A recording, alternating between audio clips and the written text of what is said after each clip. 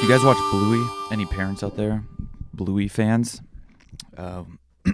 We randomly found it one time while we were on vacation, a staycation, and I think Karen and I liked it more than Amelia did at first, and now she likes it and I like it too. It's a really great show. And I'm mentioning this because the other day I started meditating again, and I'm sitting there, eyes are closed, I'm trying to meditate while I put in a little Bluey so I could get this in. I feel like it's important. And I'm meditating, and she comes over to me while my eyes are closed, and she hit me with like a foam bat. and I didn't know what to do, so I what I tend to do in meditation is just kind of sit and see where your thoughts go. And I laughed a little bit, and was like, I should make her stop. And I was like, well, why should I make her stop? So I sat in the meditation. And I'm sitting there thinking, like, okay, is another hit coming? And I'm watching my brain going, like, trying to solve the future. What's gonna happen next? And then I get hit with a pillow. She threw it at me, and I just heard her go, hee hee hee.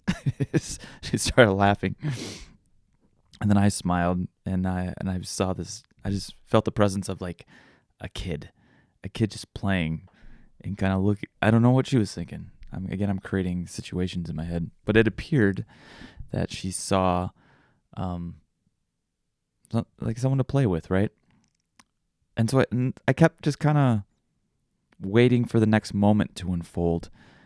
And then she grabbed my hand, and I went, oh my gosh. I just had this moment of warmth. And then she picked it up, and she stuck my thumb in my nose. And then she went, hee. And then she grabbed my other hand and stuck it on the opposite side of my cheek. So if you're watching this video, I look like this with my eyes closed meditating. And I just started laughing. And it's funny because there's an episode in Bluey where the dad gets frozen. And then the kids are constantly moving their dad in different positions. And she did that to me while I was meditating. It just made me laugh.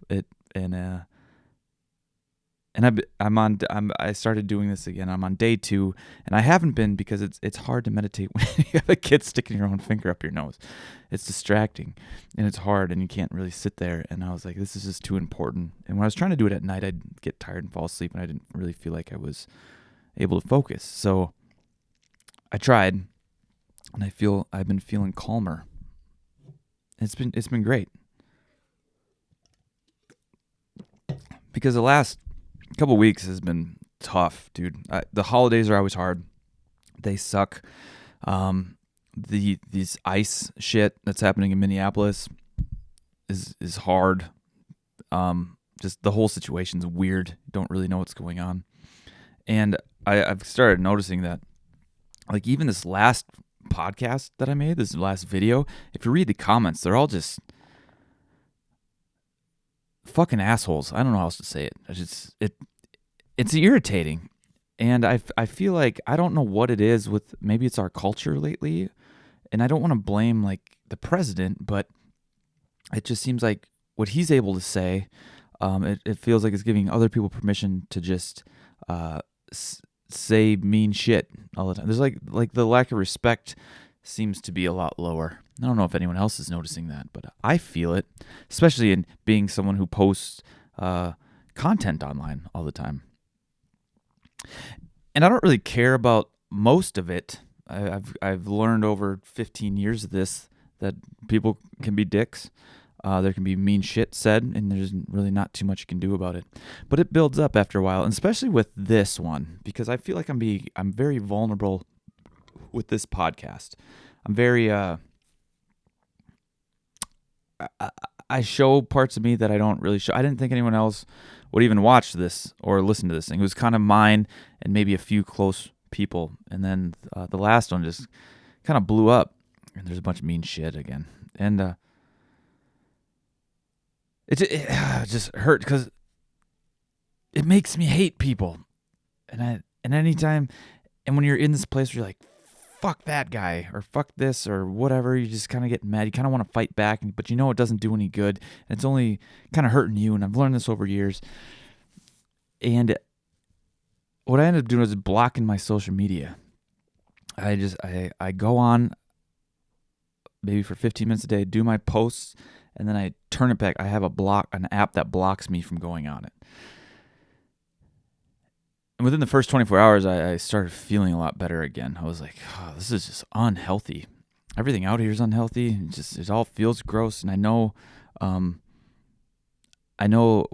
if there's this rage that you're feeling or this anger, it keeps you on these platforms. And that's the platform's goal, is to keep you on them. Like, I know the game. I know how it all works. I don't like it. I wish I wasn't in the social media space and had other ways to, support myself right now. But that's just not how it was. I was an early adopter to this whole social media thing. And here we are, And I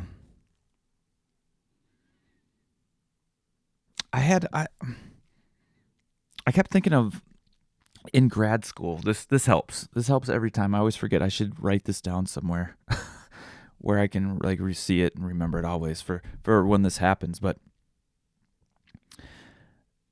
they were talking a lot of what we did in grad school. I would say at least half of it was learning how to do research, learning how to interpret research, learning how to interpret graphs, how different graphs and studies change the way you can get data, where the holes are, what makes it a better study, a not so great study, and how to understand.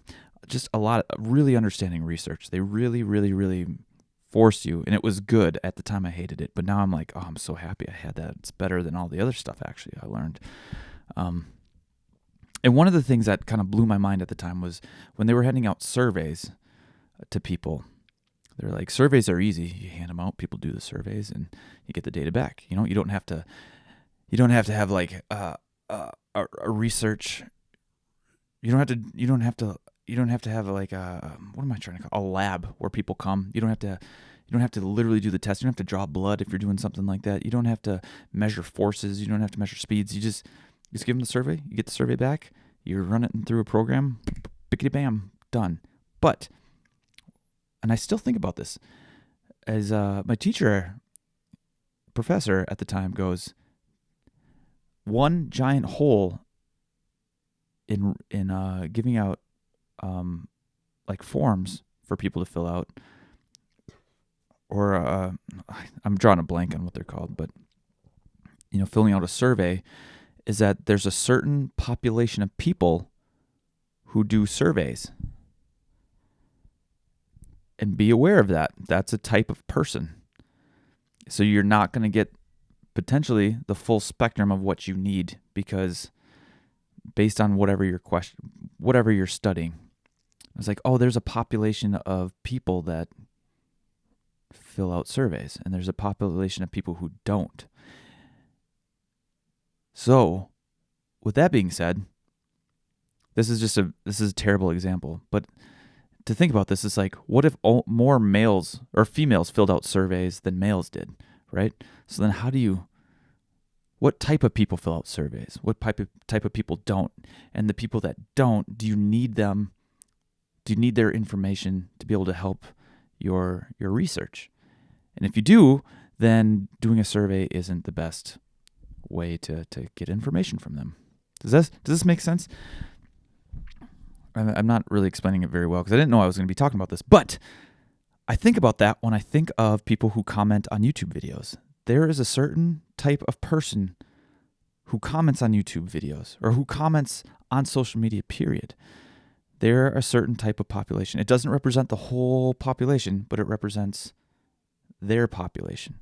And there's an even smaller group of people who comment on social media and write negative, horrible shit all the time. They're a population of people. If those people are in a room, fuck those people. That's all I want to say. I don't like that population of people. They're kind of cunts, I'm just saying it. I'm saying it out loud. Cunts. And I know I've said this in the past, and Brene Brown has this thing like, if you're not in the arena with me, then I don't give a fuck what you have to say. She didn't say fuck. She's like, if you're not in the arena, your opinion doesn't matter. And I get that, and I understand it, yet at the same time, it doesn't mean it doesn't sting any less. Especially with these, most of the time, almost all the time up until last week, people who commented have been really kind and nice, and we share ideas, and we're asking real questions, right? You're like, there's a curiosity component that I just love. Like, I'm curious about you and you're curious about me, and then this is back and forth where we're learning and growing together. And then there's these other people who just jump in and Nancy Kerrigan your knees out, or Tanya Harding. You know what I'm saying? Take a swing at your legs trying to knock you down. And I just don't understand it.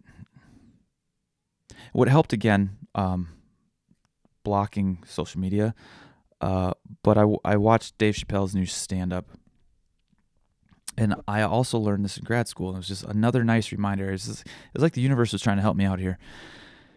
And he goes, I don't know is a perfectly responsible and accurate answer. You can say, I don't know. You don't have to have an opinion on things. You don't have to jump to conclusions. You don't have to have any of this. I don't know is a good answer. And I feel like in my last video talking about this shooting stuff, I was like, I don't know what's going on.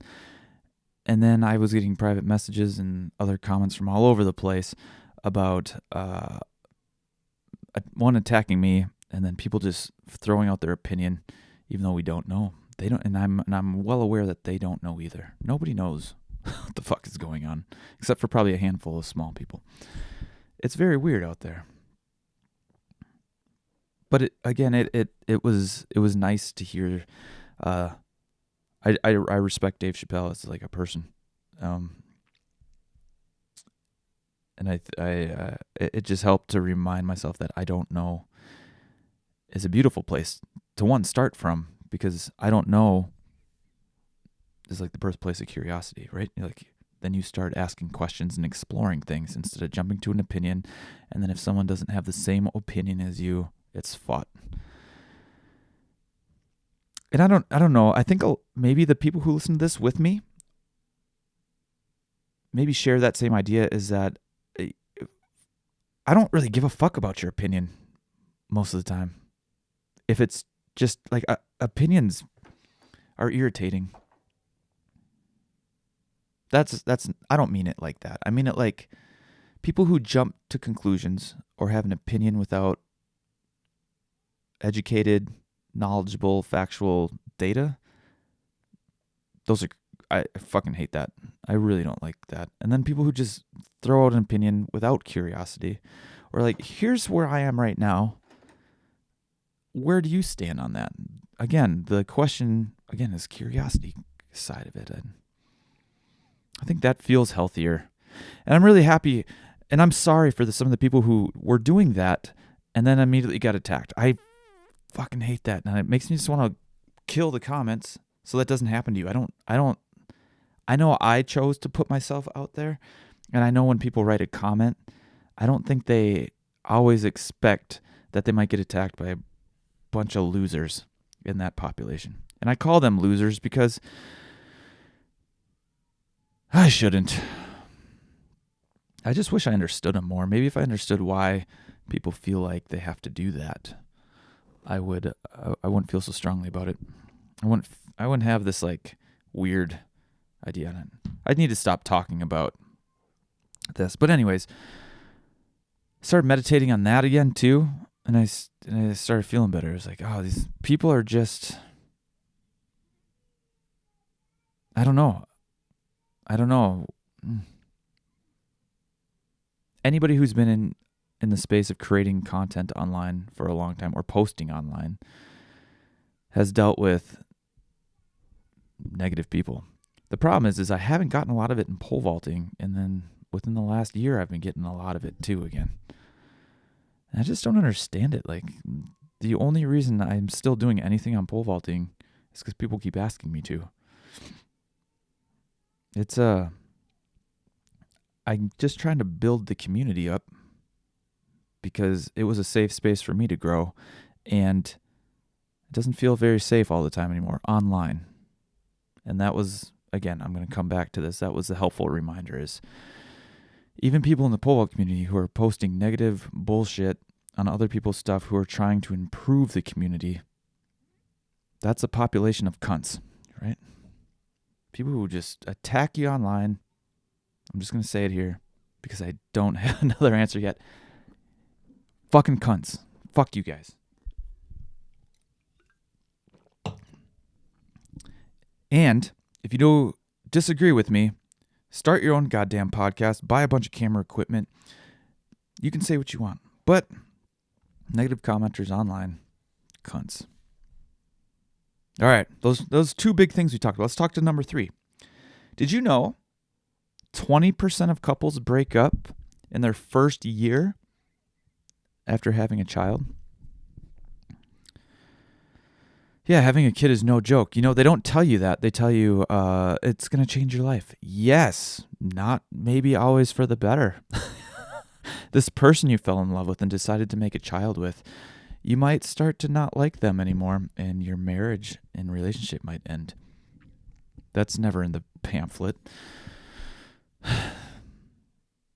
And I don't think a lot of people know that, but I know that because I look that shit up. You know, I think it's I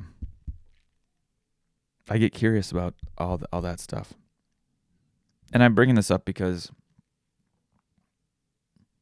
Kira and I have been like, we're fine, but we've been like, there's been stress, right, and a little bit of conflict with stuff, and I don't know if she wants me talking about this.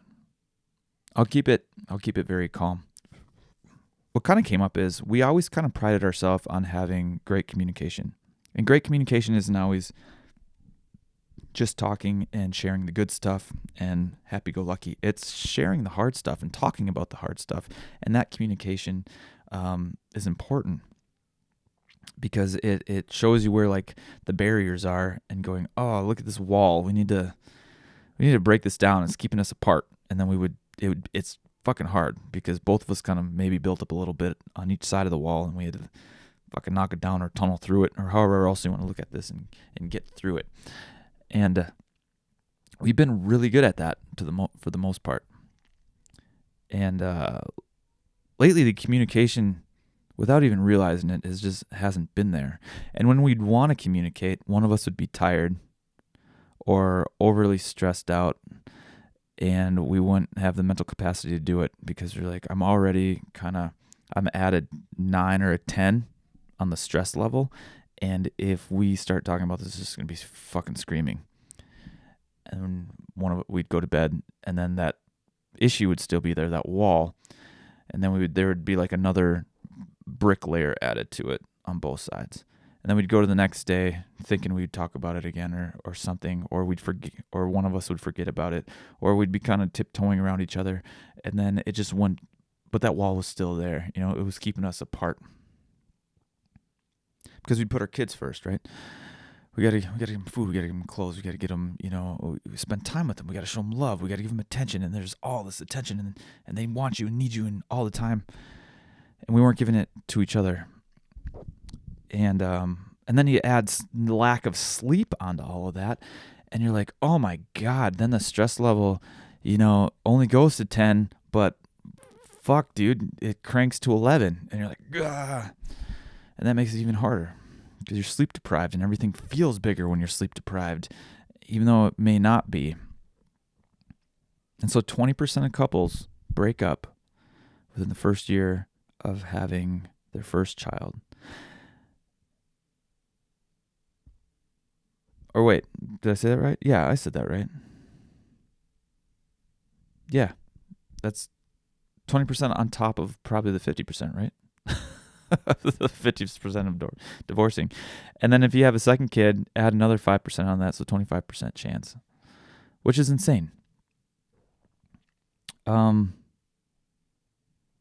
long story short, we were both tired, again, Carrie and I, and that wall was just not good. It was pretty high for a while there, and we finally started taking a sledgehammer at it.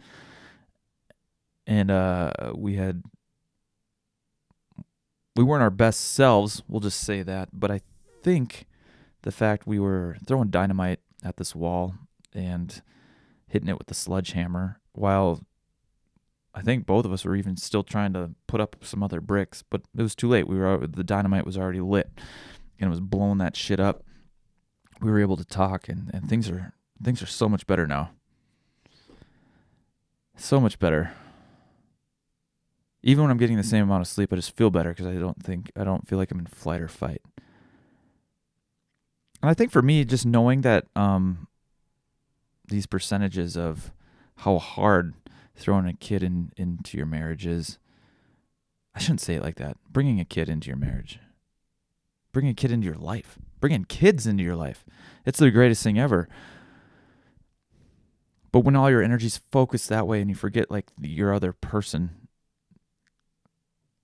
I don't know, a metaphor analogy guy. It's like you have buckets of water and you're putting it all on your kids, right?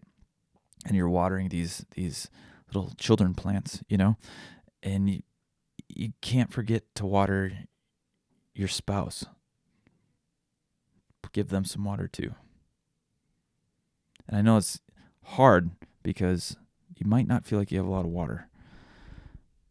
And maybe that's where I'm getting to here is you have to communicate that you're not having a lot of water, and how do you do that together before it gets bad? It's a slippery slope, especially when you don't know how to be a parent. And nobody does, right? Nobody knows how to be a parent before they're a parent. It's weird. It's like, this is good luck.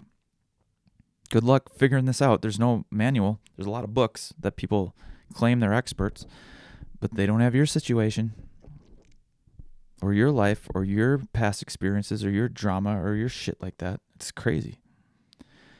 So I'm going to bring Bluey back up because this thing popped up. It's right here, but I sent it to Carrie. It was, kids will change your marriage, but just remember, when the kids are asleep or all grown up and moved away, all you have left is each other. And this part kind of hit me pretty hard, but it's like, don't forget the reason the kids are here in the first place. It's you two against the problem, never against each other. You are a team. And I think what happened for me when I saw that was I thought, we as a team wanted to bring more love into this thing that we made. This bubble of life, this bubble of energy, this family, this life. I don't know how to describe it. I can feel it. It feels big and round, like a bubble for real. And you forget that we did that together.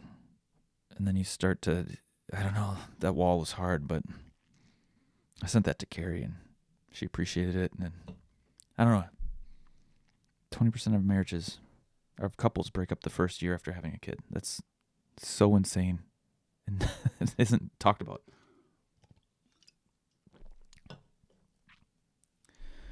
Then the other thing, here's number 4 of 5.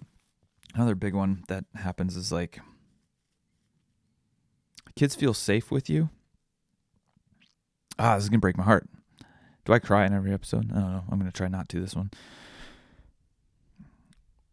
But kids feel safe with you, and if you betray that safety, or they don't feel safe, that's the most painful thing I think I've had as a parent, and it happened a couple weeks ago, 2 weeks ago, and tired. I think I was running on 3 hours of sleep that night.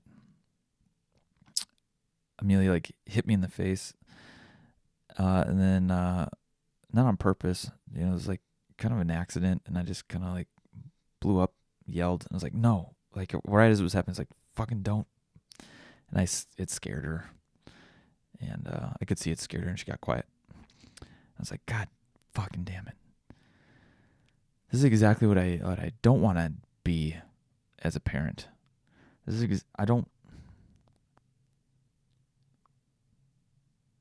don't want it. I don't want it. And I heard and I read and I read and I read and I looked up some other things, and I can't fix it. I can't go back and change it. But they said to mess up a kid, you, if that happens, you leave him to be alone with it. And that is in my head always. And I fucked up. And so I sat with her and I apologized. And I didn't let her be alone. I didn't want her, yeah. And we took breaths together and calmed down. And that was kind of like a spark I had where I was like, I'm sleep deprived. Me and Carrie are rocky. Not rocky, but there's that wall was there. I don't like the behavior that's coming out of me. Something needs to fucking change because I'm stressed, which is again why I'm meditating again too, because I know it's good for me, but I keep putting it off in order to, be there more for kids. But if I don't do those things, then I'm really not being there for my kids or my family. And that's hard. It's fucking hard. And then all that comment shit, just added to the stress. It was just like, I had to get back to who I was, like the core of me. And it's so hard. It's so tricky. It's so fucking tricky. So, I hope that's the worst. You just hope you don't screw up your kid. You hope you don't hurt him. You hope everything will be fine. And then for my birthday, I got my sister-in-law took a bunch of photos from my mom's like photo book of me when I was a kid, and Amelia looks exactly like me. And I keep thinking like there's a part of psychology called reparenting yourself, and there's a lot of things I wish could have been different, growing up. A lot of things are great too. I don't think my mom listens to this. I don't want her to get hurt if she does. But I think about that, and I think in a previous podcast I said don't try and remember what it was like to be a kid. And I remember, a few times getting yelled at or punished for like an accident or just being a kid. I thought it was playing, And now I see like both sides where that parent was maybe stressed out or there's an accident and, you're not supposed to behave that way, that type of shit. And I was like, I don't ever want to do that to them. And I've caught it a few times where I have.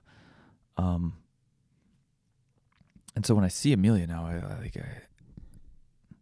it just kind of hit me like she's just a little me, in a lot of ways. She's her own kid. I don't want to see that, but I see a lot of myself in her. Very sensitive, caring, curious kid, just wants to play all the time. And so that's actually kind of helped me just. It's so easy to see this little kid, come into the world, and you're like, they know nothing. They're just like a blank slate, and they're a kid, and they're so small, and they keep growing, and then all of a sudden you're like, they're a human, and you forget they're two. You forget they're just a small little 2-year-old, and they're just exploring, and there's this magic, and the last thing I'm gonna do is fucking kill that magic, because I've been trying to do that in my own life, is keep that alive for so long. Just everybody has it. And I think as you grow, the sludge of life starts to kind of weigh it down, And I think a lot of what I do with Team Hoot and Owl Media and the One Whole Life is to just try and, one, get the sludge off, and two, bring that like essence to the surface, that like childlike part of you. And that's like my biggest pain point as being a parent, is falling into traps of restricting that. And if it's due to stress, or it's due to like hard things like not being able to communicate with your spouse, or letting fucking people you don't even know online like say mean shit about you and it affects you. It's like, well, what's most important? My family right now. These 3 people in my life. Just these 3. The most important, top of the tier. And myself. And so it's like, get rid of the things that are making it so you can't show up for them. And so that's what I did in the last 2 weeks. And it's been really hard, but I can actually feel the shift of it being better. It's kind of crazy. Oh, about 30 minutes. Maybe we'll do one more. Again, this is the last thing I've been talking about. I've been thinking about like why people are afraid of death all the time. And I know I've never been really afraid of it, but lately I've been not wanting it to happen. And I'll share that at the end. But someone close to me just had a heart attack, just scary. My dad died. That affected me and made me think about things a lot differently because I saw the whole process of him going through it, like him literally dying. My mom just had a scare too. It's like there's a lot of people around me. The shit gets real years, right? And it fucking sucks, this part of your life where you just get to this phase where all the people who help raise you and give you wisdom and guidance and stuff are all going. They're just, who knows? Nobody knows where they're going. Nobody does, and everyone who claims they do are full of shit. But it's weird. So I guess that's the question. Why do you think people are afraid of death? I don't really know. But I wrote this like struggle bubble idea down. I don't know, maybe this is interesting to you, but I have this thought that I can't explore, but it'd be cool if it works this way. And maybe it does, maybe it doesn't. I don't really know. It's like, imagine for a moment that there's this space like before you were born, and then you go there again after you were born. And I always kind of think of it like a big puddle of water, right? It's like we're all like little bubbles just squished together. Sometimes you get to the surface and you float out of the water like into the air, and sometimes you're just kind of smashing against the other bubbles. You're all really close. You're all just like molecules, right? You're all there. I think about that. Like that'd be cool if it kind of worked that way. But when we do float out, like it's cool. You're separate. You're separate from like the water, the molecules, and you're floating. You're like, this is fucking wild. But eventually you pop into like all these smaller pieces, and you're not floating anymore. You kind of fall back down into the other bubbles, And I always had this idea, and I really do, like when you die, that you just get all the answers. I don't know if this is true. It's interesting thought though. It's like, okay, so if we were to die, and when you do, you just get all of the answers immediately. That'd be pretty wild, right? The big questions, it's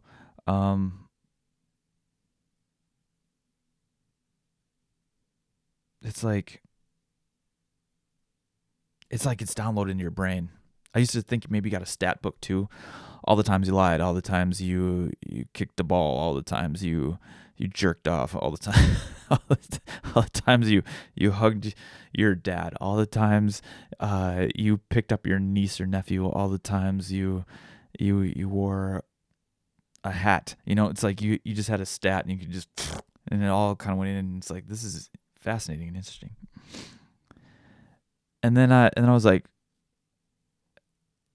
and right now it feels cool. Like it'd be cool to know all that. Like just have all your life stats, And then I always get to this point where I go, but if you had all the answers to all that stuff, like everything, if you had the answers to absolutely everything, it'd be like playing a video game with all the cheat codes, right? You just have unlimited money, unlimited power, unlimited information, and the game wouldn't be fun anymore. It's fun at first. It's super fun at first if you've ever put cheat codes into a video game. But then eventually you don't want it anymore. You don't want to play the game. You actually go back and turn off the cheat codes and play it the hard way again, right? And That's weird to think about. That's so insane for me to think about, because as much as there's this curiosity in me, it's just like, I'm curious. I want to know these answers. Like, I don't want all of them, I guess. And that's the thing with life is, I don't know, curiosity kind of keeps you going, doesn't it? It's kind of weird. And the struggle bubble, the struggle is it's kind of the beauty of it, right? Like, it's fun to be in around all the other bubbles, but man, that floating up and not knowing shit or when it's gonna pop is pretty beautiful too. But maybe it's only beautiful if it works that way. If it doesn't, who knows? Maybe it's just fucking darkness and despair. maybe you're on the edge again. Maybe there's nothingness. Maybe, and then would you even know? I don't know. I don't know. We don't. But it's I guess I like thinking about it sometimes. Yeah, I don't know. What do you guys? Is that too much? What do you guys think after you die? You guys have kids? How was that first year having kids? Was your marriage hard and rocky, or did you guys get closer? Genuinely curious. Yeah, it's strange. Do you guys get hurtful comments online sometimes? You guys feel that people are being meaner online right now? I don't feel like people are being meaner in public. People seem pretty cool too, but yeah, a bunch of cunts online. That population of people suck. But with all that said, I guess try and tune into what you need and what's, if you can, take a good look at what's causing you stress and do everything in your power to get to a place where that can go away. Because I do feel a lot better. I had to cut some shit out and have some tough conversations, like Team Hoot could die. But I'm more present with my family. And that seems more important. Yeah. Thanks for listening, guys. Thanks for the rant. There was a lot going on because I missed last week, so my brain's just kind of insane. And I got to thank you one more time for just allowing me to do this. Helps me figure shit out sometimes. Yeah, but I got a phone call that I got to get to really quick, and then I'm going to meditate right afterwards because, as I said, it's been helping. With that said, everybody, life's meant to be experienced. Curiosity will get you there.